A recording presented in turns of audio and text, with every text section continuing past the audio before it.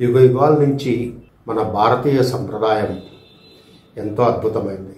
దీనికి సాటి మరి ఏది రాదని చెప్పవచ్చు. పాశ్చాత్యులు సైతం భారతీయ సాంప్రదాయాన్ని ఎంతో మక్కువగా ఇష్టపడి దాన్ని నేర్చుకోవటానికి అహర్నిశలు కృషి చేస్తూ ఉంటారు.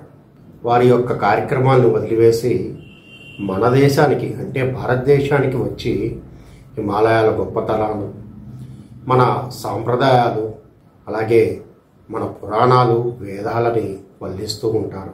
ఇంత గొప్ప సాంప్రదాయం ఉన్న భారతదేశంలో కన్యాకుమారి టు కాశ్మీరు, హిమాలయాల నుంచి మరి మనం ఎంతో అద్భుతమైన జ్ఞానాన్ని నేర్చుకోవచ్చు. ఋషి సాంప్రదాయంలో, యోగ సాంప్రదాయంలో ఎన్నో అనేక రకాలైన అద్భుతమైన జ్ఞానం ఉంది. మరి ఇటువంటి అద్భుతమైన జ్ఞానానికి పూజ, జపము, లేకపోతే వ్రతాలు, నోములు ఇలా ఎన్నో మన భారతదేశంలో ఉన్నాయి. దానికి తోడు యజ్ఞ యాగాదులు, అలాగే తపస్సులు, ఇలాంటివన్నీ కూడా మన హిందూ ధర్మంలో, భారతదేశంలో ఈ ఆధ్యాత్మికతకి గొప్ప నిదర్శనాలు.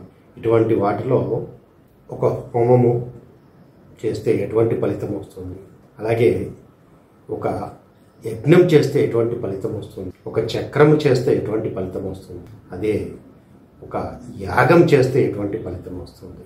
ఇటువంటి గొప్ప విషయాలు మనం ఆధ్యాత్మికతకి మాత్రమే అంతుపట్టేది. అంటే ఎవరైతే తనలోకి తాను ప్రయాణం చేసి తన అంతరంగంలో ఉన్న అద్భుతమైన జ్ఞానాన్ని రుచి చూస్తారో వారికి మాత్రమే అది సాధ్యం. ఈ భూమండలంలో, భువర్లోకాలలో, సువర్ణలోకాల్లో, మనకున్న 7 లోకాలలో, అలాగే ఆ నింగిలో, ఈ నేలలో ఏమేమి ఎక్కడ ఏమి జరుగుతున్నాయి అని తెలుసుకోగల గొప్ప సత్యం ఏదన్నా ఉంది అంటే అది ఆత్మజ్ఞానము. ఆత్మజ్ఞానము అన్నది ఎంత గొప్పదో. మరి ఇటువంటి ఆత్మజ్ఞానానికి ఒకసారి ఒక చిన్న కథలో మనం తెలుసుకునే ప్రయత్నం చేద్దాం. నచికేతుడికి సమయం దగ్గర పడుతున్న వేళ వారి శరీరాన్ని వదిలివేయటానికి యమధర్మరాజు దూతలను పంపిస్తాడు. ఇతను గొప్ప శివభక్తుడు. శివుణ్ణి ఎవరైతే పూజిస్తూ ఉంటారో, నిరంతరం ఆ నామాన్ని జపిస్తూ ఉంటారో అటువంటి వారిని తాకే సాహసం చేయరు ఎవరు. అందులో భాగంగా యముడు కూడా, అంటే యమధర్మరాజు కూడా తాకే సాహసం చేయరు. ఈ భటులు వచ్చిన వారు, ఆ దూతలు వెళ్ళిపోతారు, మా వల్ల కాదు ఆయన తీసుకురావటం అని. ఆ సమయంలో యమధర్మరాజు వస్తారు. తనని చూసి తను ఒక శివలింగాన్ని అక్కున చేర్చుకుని ఉంటాడు. అతన్ని అడుగుతాడు, నీకు అనేక రకాల సిరి సంపదలను ఇస్తాను, పేరు ప్రఖ్యాతలను ఇస్తాను, రాజ్యాలను ఇస్తాను, నీకు గొప్ప గౌరవాన్ని ఇస్తాను అని చెప్పేసి మభ్య పెడుతూ ఉంటాడు. ఆ శివలింగాన్ని వదులుతాడేమో కానీ తాను వాటన్నిటినీ పక్కన పెట్టి నాకు ఆత్మజ్ఞానం ఇస్తానంటేనే అని చెప్పేసి కోరతాడు. ఎంత ప్రయత్నం చేసినా తను ఆత్మజ్ఞానం అన్న పదం తప్పించి ఇంకోటి లేదు అతని దగ్గర. ఆ ఆత్మజ్ఞానం కోసం అంత పట్టుబడతాడు. ఎందుకంటే తనకి బాగా తెలుసు ఆత్మజ్ఞానం అన్న పదార్థం మన దగ్గర ఉంటే అన్నీ మనతో కలిసి ఉంటాయి, మన వెనకాలే మనతో కలిసి వస్తాయి అని చెప్పి.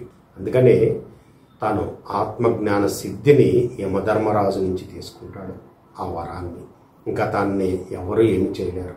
మరి ఇటువంటి గొప్ప ఆత్మజ్ఞానం పొందిన యోగులకి అది ఎంతో ప్రసిద్ధి. మరి ఇటువంటి యోగాన్ని పొందాలి అంటే అది సామాన్యమైన విషయం కాదు, అర్హత కూడా ఉండాలి.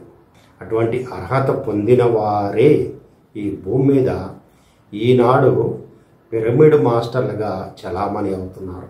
బ్రహ్మర్షి పితామహ పత్రిజీ వారి ఆధ్వర్యంలో, వారి స్వహస్తాలతో నిర్మించిన పిరమిడ్ స్పిరిచువల్ సొసైటీస్ మూవ్మెంట్లో ఆత్మజ్ఞానులుగా విరాజిల్లుతున్నారు.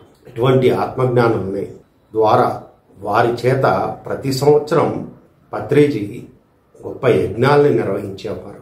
వీరికి నేర్పించిన ఆత్మజ్ఞానం ద్వారా ప్రతి సంవత్సరం ఒక గొప్ప యజ్ఞాలని ప్రారంభించారు. వీరందరినీ, ఈ సమూహాన్ని ఎక్కడెక్కడో ఈ భూమి మీద ఉన్న ఈ మాస్టర్లందరినీ పిలిచి ఒక దగ్గరికి అనేక రకాల ప్రదేశాలలో ఈ యజ్ఞాల్ని నిర్వహించడం మొదలుపెట్టారు. సప్తాహం 7 రోజుల పాటు ఒక గొప్ప కార్యక్రమాన్ని నిర్వహించేవారు. దాని ద్వారా ఎంతోమందికి ఈ భూమి మీద ఆ జన్మ తీసుకున్న ఆ మాస్టర్స్కి వారి యొక్క జన్మ సార్థకమైంది అని చెప్పేసి తెలిసేలాగా ముందుగా వాళ్ళని సిద్ధం చేశారు ఈ భూమి మీద.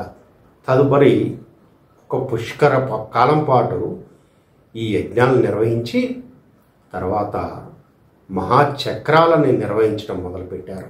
దానికి వేదికగా ఆ పరమేశ్వరుడు ఉన్న అమరావతిని, ఆ సాగరుడు ఉన్న విశాఖపట్నాన్ని, ఆ సింహాచలేశ్వరుడి పక్కన వారి సన్నిధిలో, అలాగే ఆ తదుపరి మన స్వస్థలమైన పిరమిడ్ స్పిరిచువల్ సొసైటీస్ యొక్క స్వస్థలంలో అంటే మహేశ్వర మహాపిరమిడ్ శ్రీశైలం దారిలోని హైదరాబాద్కి సుమారుగా 50 కిలోమీటర్ల దూరంలో ఉన్న కడతాల్ విలేజ్లో నిర్మించిన గొప్ప క్షేత్రం మహేశ్వర మహాపిరమిడ్లో ఈ చక్రాలని నిర్విరామంగా మళ్ళీ ఒక పుష్కర కాలం పాటు నిర్వహించారు.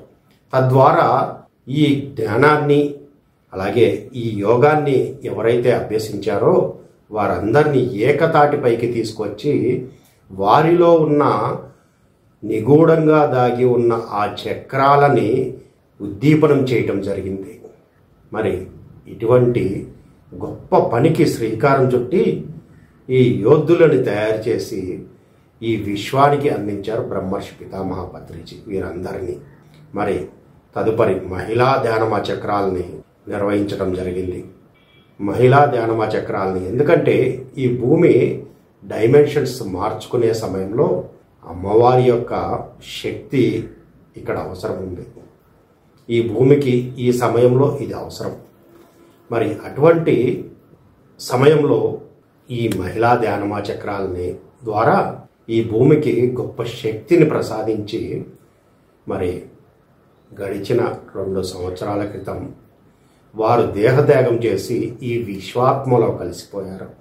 మరి వారి విశ్వాత్మలో కలిసిన తర్వాత వారు సిద్ధం చేసిన ఇన్ని రోజులు తర్ఫీదు ఇచ్చిన గొప్ప పిరమిడ్ మాస్టర్స్ అనేవారు ఈ భూమి మీద ఉన్నారు కదా, వీరందరి యొక్క ఎనర్జీతోటి ఈ రోజున వారు లేని లోటుని వారి పేరుతో పత్రిజీ ధ్యాన మహాయాగాలుగా రూపాంతరం చెందింది. ఈ యాగము అంటే మనం ఉన్న ప్రదేశంలో మనది, మనం పక్క ఊరు వెళ్ళామనుకోండి, పక్క రాష్ట్రం వెళ్ళామనుకోండి, ఒక బోర్డర్ దాటి వెళ్ళాలి. ఆ బోర్డర్ బయట మనం ఉండిపోయాము అంటే మన రాష్ట్రంలోనే ఉన్నాము.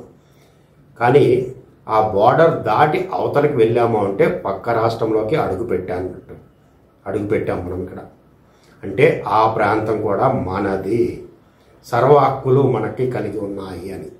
అటువంటిది మనం భౌతికమైన భాషలో చెప్పాలి అంటే మరి ఈ పిరమిడ్ మాస్టర్స్ యొక్క విరాళమైన కృషి, వారి ధ్యాన సాధన, వారు చేసిన అనేక రకాల శాకార ర్యాలీలు, మరి ఇటువంటి వాటన్నిటి యొక్క గొప్ప శక్తితోటి ఈ రోజున పత్రిజీ పేరుతో వారు నిర్మించిన ఈ గొప్ప క్షేత్రంలో పత్రిజీ ధ్యాన మహాయాగం అనే కార్యక్రమాన్ని సగౌరవంగా మనం నిర్వహించుకుంటున్నాం. ఇటువంటి గొప్ప యాగం ఇది. మరి వారు దేహత్యాగం చేసినాక 3వ సంవత్సరం. ఈ సంవత్సరం డిసెంబర్ 21 నుంచి 31 వరకు, 2024 డిసెంబర్ 21 నుంచి 31 వరకు.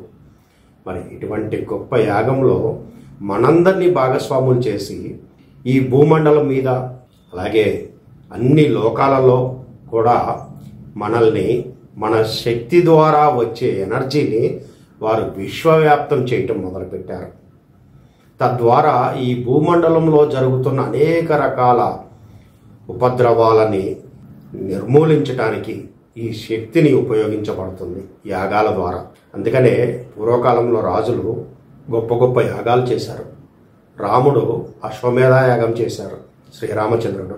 అలాగే మరి ఈ రోజున మనం అంతటి సామర్థ్యంని సంపాదించుకుని ఈ యొక్క యజ్ఞంలో మనం పాల్పంచుకుంటున్నామంటే మన జన్మ చరితార్థమైనట్టే.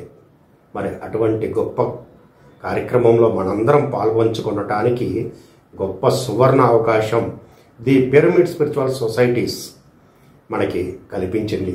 మరి ఈ కార్యక్రమాన్ని the pyramid spiritual trust of Hyderabad వారి యొక్క ఆధ్వర్యంలో అంగరంగ వైభవంగా మరి ఈసారి మన మహేశ్వర మహాపిరమిడ్లో ఆ ప్రాంగణంలో ఆ పత్రిజీ శక్తిస్థల్ సాక్షిగా అక్కడ మనం నిర్వహించుకోబోతున్నాం. మరి ఈ కార్యక్రమంలో పత్రిజీ మొదటి నుంచి మనకు ఒక ఆనవాయితీగా ఇచ్చారు. అందరినీ ఒక చోటకి చేర్చి చక్కగా ధ్యానం చేపించి దానికి శ్రీకారం చుట్టేవారు ఆ కార్యక్రమానికి.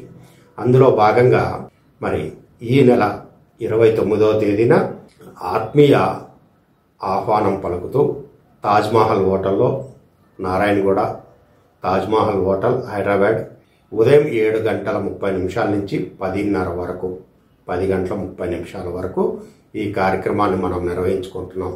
ఆత్మీయ సదస్సు పేరుతోటి పత్రిజీ ఆత్మీయ సదస్సు, పత్రిజీ ధ్యాన మహాయాగానికి అందరినీ ఆత్మీయంగా ఆహ్వానించడానికి, అలాగే వారి అమూల్యమైన సలహాలని సూచనలు స్వీకరించడానికి మన హైదరాబాద్ ట్రస్ట్ సభ్యులందరూ కూడా సిద్ధంగా ఉండి ఈ కార్యక్రమంలో మనం అందరం కలిసి పనిచేయటానికి, అందరి సలహాలు సూచనలు స్వీకరించడానికి ఈ ఆత్మీయ సదస్సును ఏర్పాటు చేయడం జరిగింది.